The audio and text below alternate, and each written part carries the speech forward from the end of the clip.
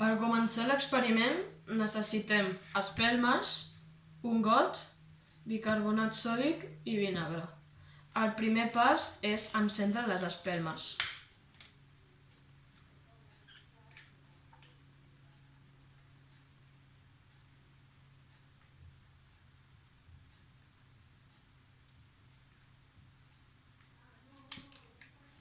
El següent pas és fer la barreja, que consisteix en bicarbonat sòdic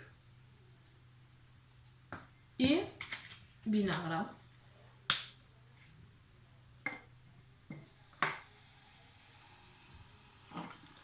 Aquí es pot comprovar que quan fem la barreja es genera CO2 i quan apropem CO2 a prop de les espelmes, el CO2 consumeix l'oxigen que hi ha a l'ambient i això provoca que les espelmes s'apaguin.